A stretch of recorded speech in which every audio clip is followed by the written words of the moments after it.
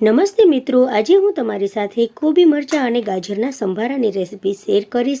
આ સંભારો એટલો સ્વાદિષ્ટ હોય છે કે તમારે શાક પણ ખાવાની જરૂર રહેતી નથી। શાક વગર પણ તમે આને રોટલી, ભાખરી કે પછી રોટલા સાથે ખાઈ શકો છો।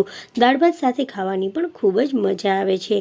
હવે આપણે અહીંયા કોબી, 2 મરચાં અને 2 ગાજર લીધા છે। હવે આ બધી વસ્તુઓને આપણે સમારી લેવાની છે।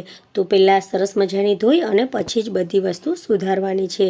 કઢાઈમાં મેં 1 થી 2 ચમચી જેટલું તેલ લીધું છે। હવે આપણે તેલને ગરમ થવા માટે રાખી દઈશું। તો અહીંયા ગાજર, મરચાં અને કોબીને મેં આ રીતે સુધારી લીધા છે। તો હવે આ બધી વસ્તુ સુધારી અને તૈયાર રાખી દીધી છે। હવે આપણું તેલ પણ ગરમ થઈ ગયું છે। તો તેમાં 1 ચમચી આપણે રાઈ નાખીશું। રાઈ સરસ મજાની ફૂટી જાય પછી આપણે તેમાં અડધી ચમચી જીરું નાખવાનું છે। હવે પહેલાં આપણે મરચાં નાખીશું।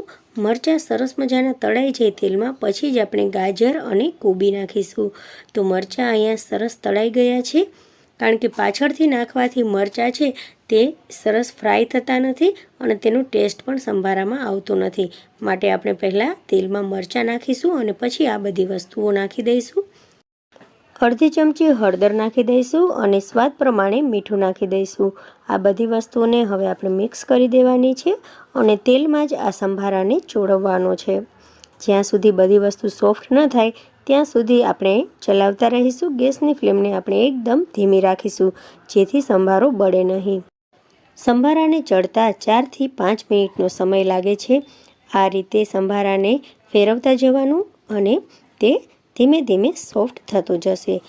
તો અહીંયા આપણો સંભારો બની અને તૈયાર થઈ ગયો છે।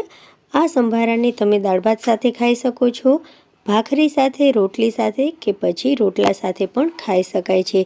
જો કંઈ ઘરમાં શાક ન હોય તો તમે આ રીતે ખૂબ જ ઝડપથી ઓછા સમયમાં આ સંભારો બનાવી અને ખાઈ શકો છો। તો મિત્રો, તમને જો મારી આ સંભારાની રેસીપી ગમી હોય તો તમે મારા વિડીયોને લાઇક, શેર અને સબસ્ક્રાઈબ કરજો। સાથે સાથે બેલ આઇકોનને પ્રેસ કરજો જેથી મારા નવા વિડીયો તમને સૌથી પહેલાં મળતા રહે। Thank you for watching. મળીએ નવી રેસીપી સાથે। ત્યાં સુધી બાય, ટેક કેર, જય હિન્દ।